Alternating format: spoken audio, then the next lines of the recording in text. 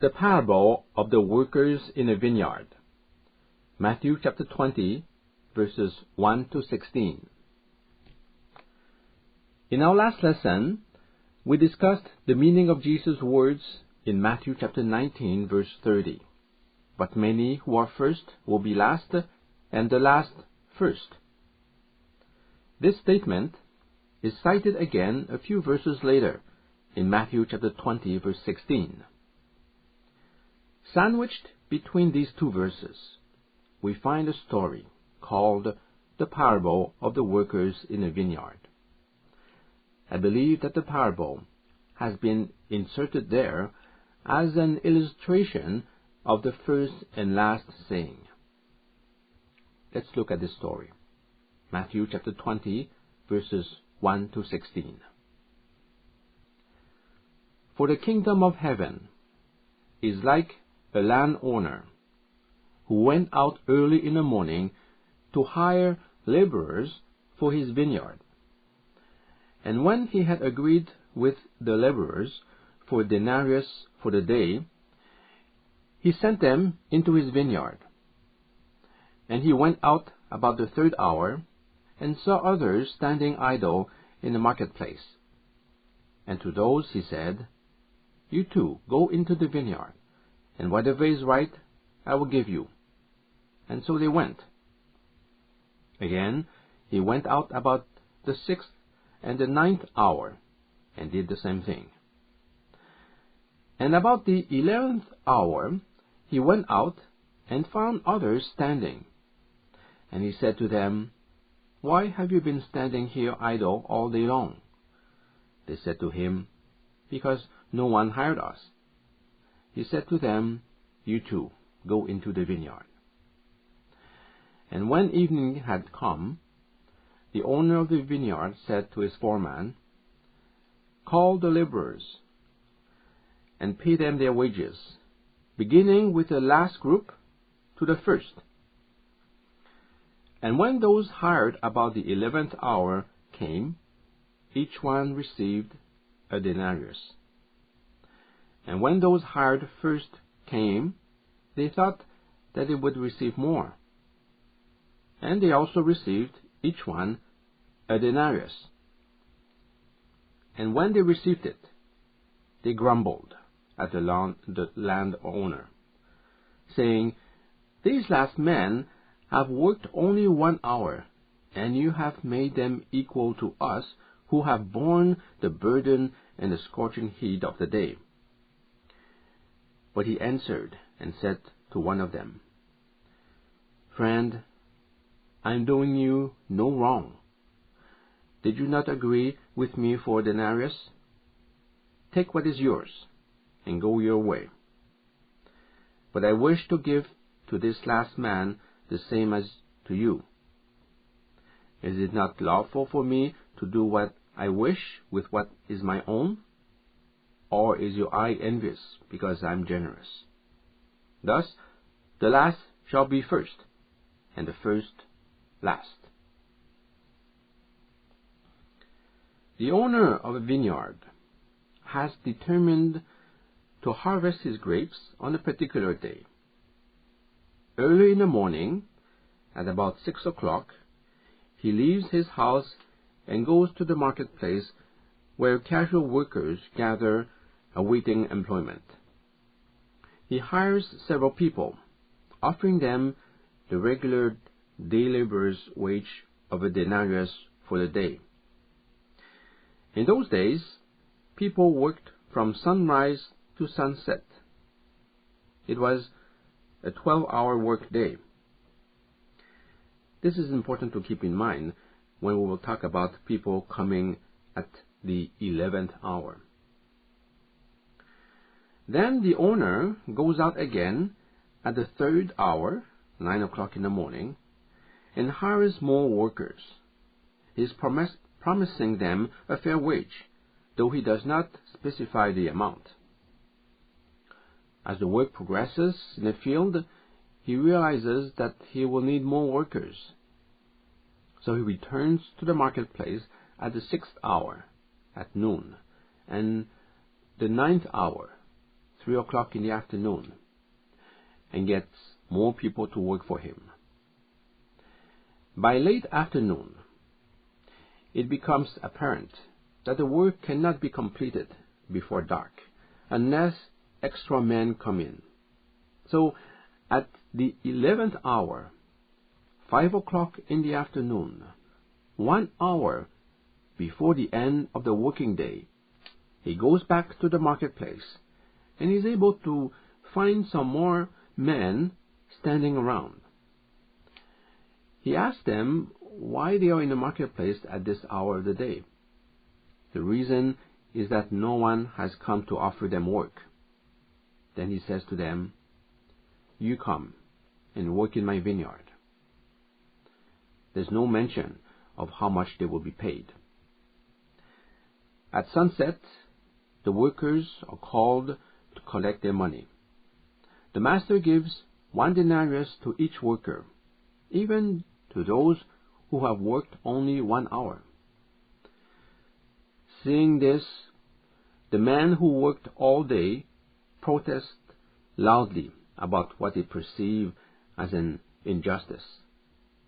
The owner points out that they received exactly what they were promised and goes on to assert his right to use his money as he wishes. Let's try to put ourselves in the shoes of these workers. 5 groups of workers were hired in the story. The first group was hired at sunrise, at the first hour of the day. The second group was hired at the 3rd hour. The third group was hired at the 6th hour. The fourth group was hired at the 9th hour. The 5th and last group was hired at the 11th hour. The owner of the vineyard instructed his manager to begin payment with those who arrived last. Remember that only the workers hired at the first hour were promised 1 denarius for the day. Those employed at the 3rd hour were told that they would be paid whatever is right, and those hired later in the day are not even told about wages. The last workers came at the 11th hour, and they worked for only 1 hour. They probably thought that they would get 1 pundion, that is, 1/12 of a denarius, since they worked 1/12 of the workday. They were very surprised when they received their pay, a whole denarius. So the next group thought, "That's amazing. They got 1 denarius. We worked for 3 hours, from 3 p.m. until now. Maybe we'll receive 3 denarius. It is quite likely that the other groups made the same calculation. 1 denarius for 1 hour of work. But in the end, all the workers received 1 denarius, regardless of the length of time they spent working in the field. What are your thoughts when you hear a story like that? How do you feel about a boss who treats his employees in this way? How you react to this parable depends on who you identify with. Did you identify with the first group of workers? Did you identify with the second, the third, or the fourth group? Or did you identify with the group that was hired last in the story? If you had identified with the first group of people, you would have felt a sense of indignation, a sense of injustice. This is not the way to treat people who had worked the whole day. If you want to be kind, at least be kind to everyone. Don't be just nice in a selective sort of way. Is that how you felt? Or did you feel moderately indignant?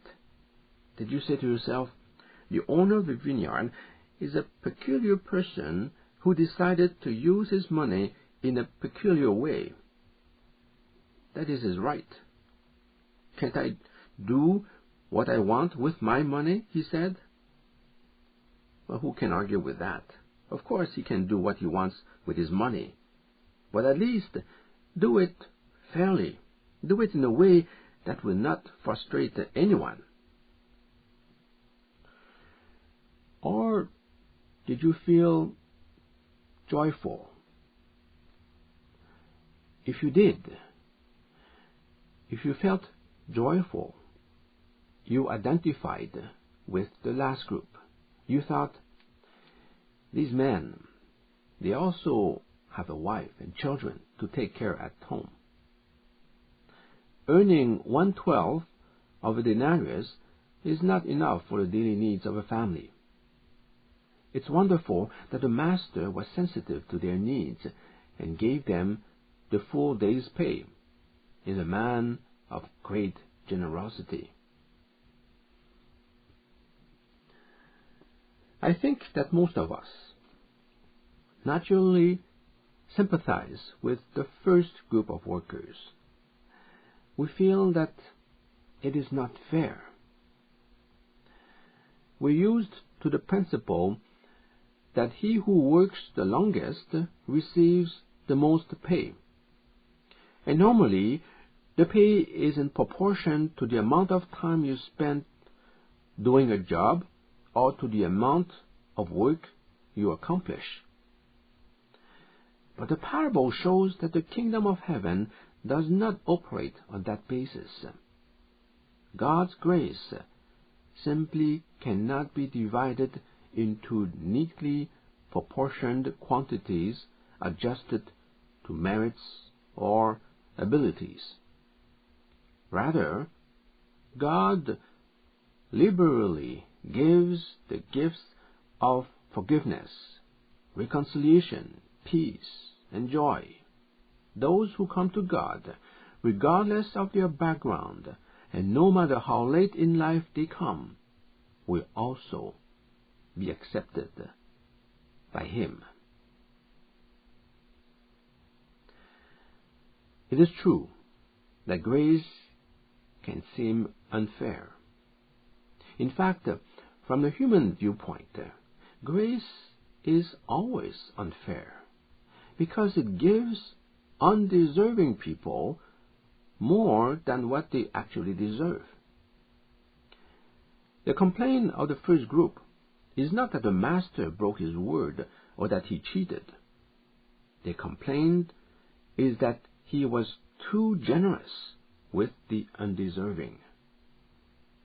They said, it's not fair. We worked all day long, perspiring in the heat, and we receive only 1 denarius.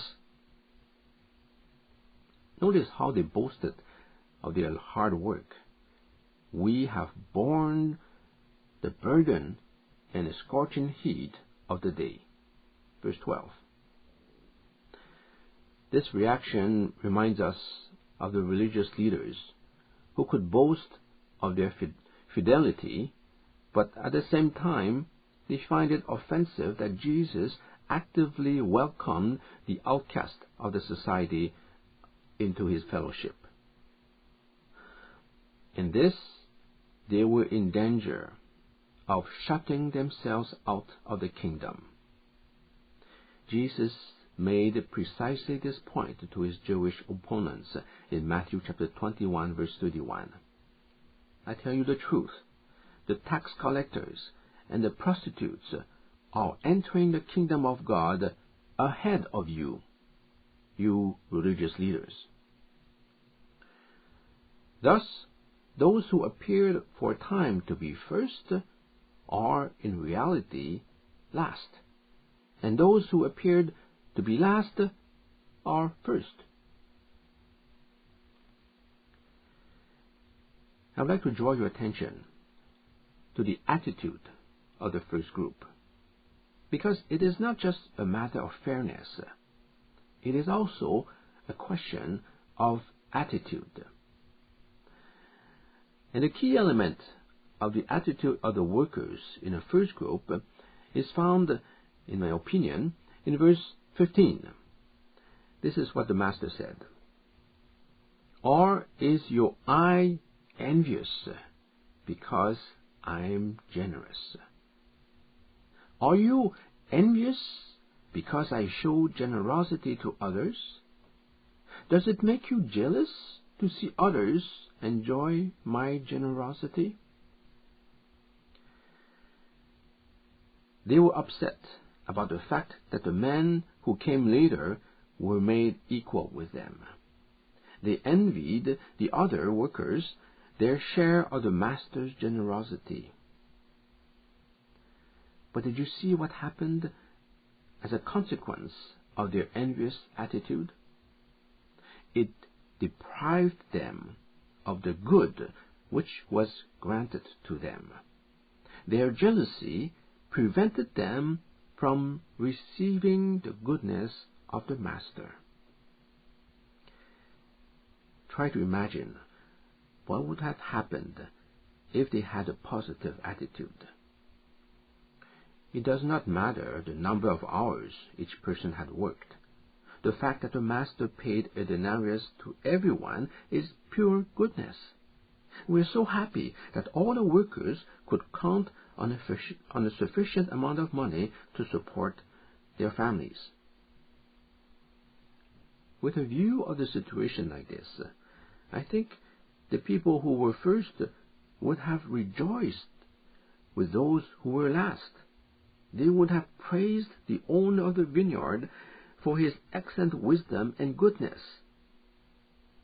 Unfortunately, their grumbling attitude made it impossible for them to taste the master's goodness. They could not enjoy their denarius. And this is also true for us. By having a begrudging attitude, we can prevent God's grace from being effective in our lives.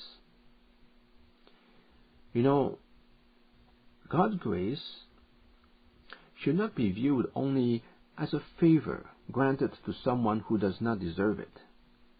God's grace is also a power to change you when you can do nothing for yourself. We can see this aspect of grace in Titus chapter 2, verses 11 and 12. For the grace of God has appeared for the salvation of all men, training us to renounce irreligion and worldly passions, and to live sober, upright, and godly lives in this world. Grace brings salvation. It is the favor of God showered upon men who do not deserve his favor. But God's grace means something else. Notice what it does. It trains us. It trains us to deny ungodliness and worldly lusts. And at the same time, it trains us to live soberly and righteously in this present world. This is the transforming aspect of grace. Grace is something that comes into our life, training us to renounce ungodliness and making us holy and righteous. So being a Christian means being transformed. It means an utterly new way of thinking, a new mentality, a new attitude. In Romans chapter 12, verse 15, Paul writes, "Rejoice with those who rejoice, and weep with those who weep." This is a totally new attitude, because we normally rejoice only when something good is done to us. Why should we rejoice when something good happens to other people? But when you are transformed by the grace of God, you behave differently than the world. You're able to rejoice over the success of others and to show your joy by congratulating and joining them in their moment of joy.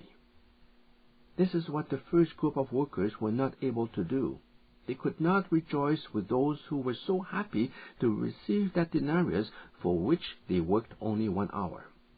Instead, they were annoyed and jealous, and they grumbled. It's not fair. What about us? If they got 1 denarius, we should get more. Why could they not rejoice? Because they were more concerned with their own interests, their own good, than they were with the needs of others. That was the complaint of Paul concerning his fellow Christians in Philippians chapter 2. In Philippians 2, Paul wanted to send somebody to the church in Philippi, but he could not find anyone except Timothy. Now that is not the tragic part. The tragic part is the comment he made about other Christians. Philippians chapter 2, verses 19 to 21.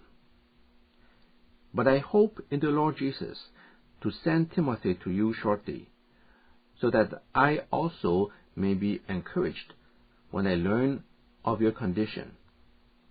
For I have no one else of kindred spirit who will genuinely be concerned for your welfare, for they all seek after their own interests, not those of Jesus Christ. Of the list of believers he knew, Paul could think only of Timothy to send. Why?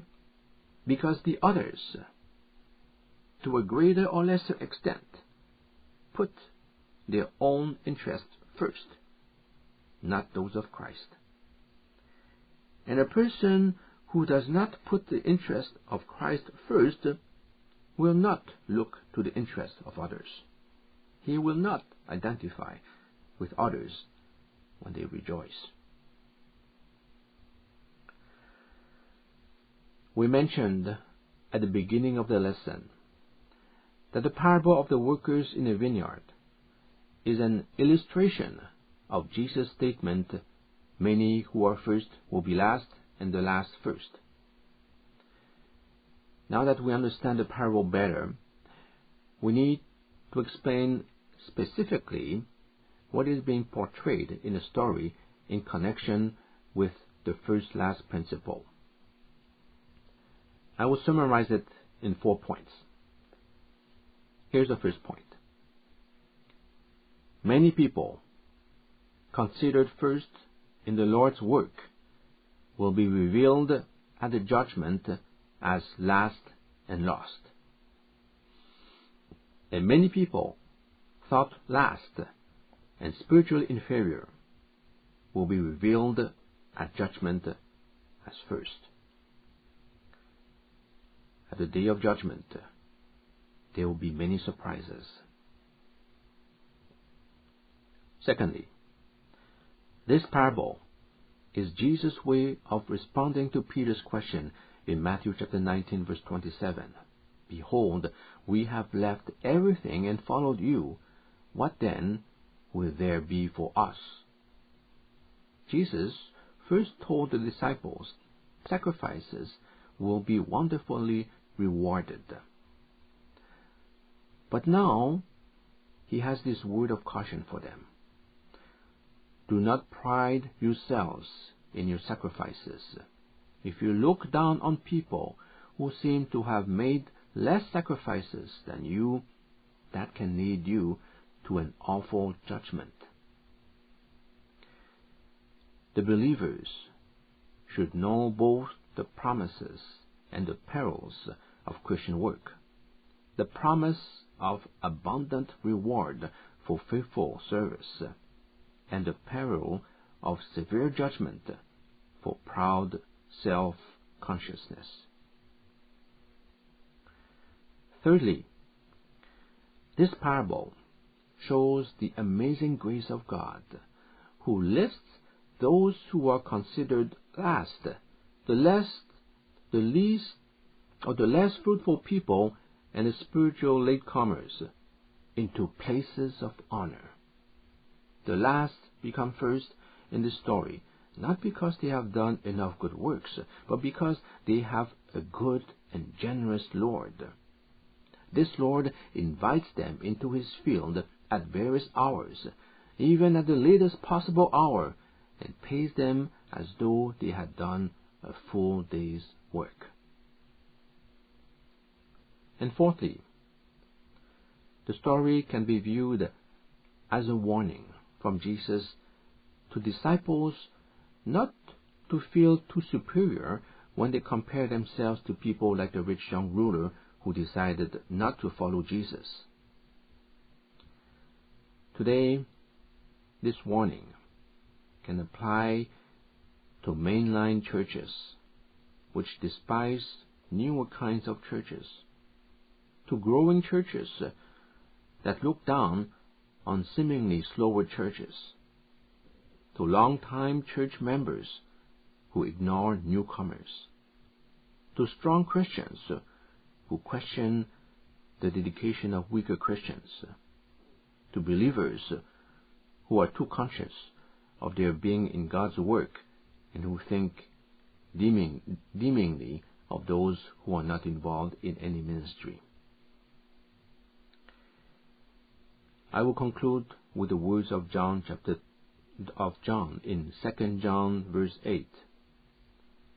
Look to yourselves, that you may not lose what you have worked for, but may win a full reward. Watch yourself. See that your spirit is right, that there is no selfishness or envy.